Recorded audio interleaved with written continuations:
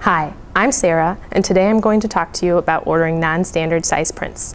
We often get phone calls from people looking for a specific size, either because they want to fit their print into an existing frame, or because they're making copies of artwork and they want the copies to be the same size as the original painting or drawing.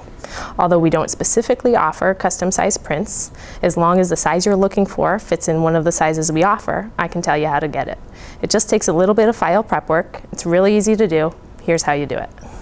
For this example, we are going to use a customer image where the customer was looking to get a 9.5 by 30.5 print size to fit inside of a 9 by 30 matte opening on a frame that he already owns. So the first step is we just want to confirm that our image size is set to match the print size we want to achieve. So we've got a 9.5 by 30.5, so that's perfect.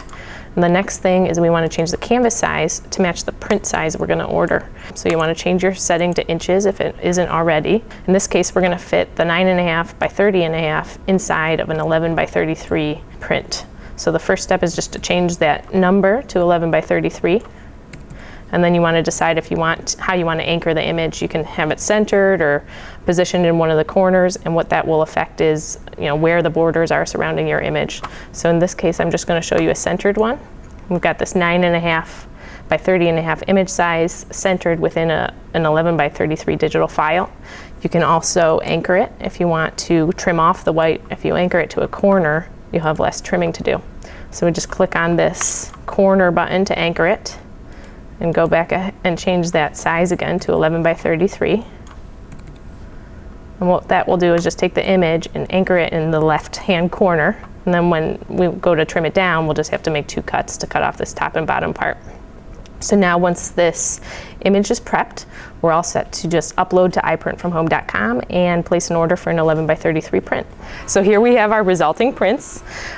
Here's the one where we anchored the image in the lower corner just to make trimming a little easier. And then we also have the image that we centered within the digital file that we're going to use for matting. So the first one I'm going to show you how to interact with is the one that we're going to trim. You'll notice that I'm wearing these gloves. That's to protect the print from my hands so I don't put fingerprints all over it. We're also working on this nice smooth glass table. It's important to work on a hard, smooth surface that you don't mind getting scratches on. We've also got a very sharp razor. We just switched the blade. Just want to make sure it's sharp so it doesn't catch on your print and snag. And then you want to have a nice straight edge to use. Here we're just using a metal ruler. This is easier to use than wood because of the same thing. You can get your blade snagged in it and mess up your cut. An easy thing to do to just make sure that you've got everything all lined up is actually make your first cut as just a little practice cut outside of the white area. So I'm going to show you here. We're just going to line up our straight edge, put pressure on the ruler, and then run the knife along the edge. And that came off pretty easy, so we're good to go with the final cuts. And I just want to position my straight edge so that it's on the line I want to cut, but just showing me a little bit of the image so that I don't cut it too close and end up with some of the white still showing. Again, just put pressure on the straight edge and run the knife along the edge. And we'll do the same thing to the long side. Again, line up the ruler so that it's along the edge that we want to trim, and make sure that we can still see a hair of blue. And I'm going to put pressure on the straight edge and draw my knife along the edge.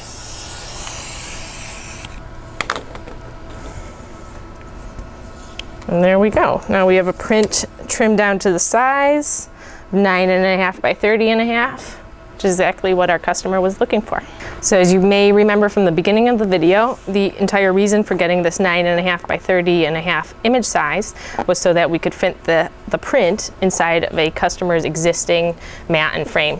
So this mat has an opening of 9 by 30, so he wanted to size the image size at 9.5 by 30.5 so that when he put the mat on top of the image, none of the white would show through, and he would still have some paper left that he could use to secure the print to the back of the mat. So we loaded the mat into our frame, and here's the final product.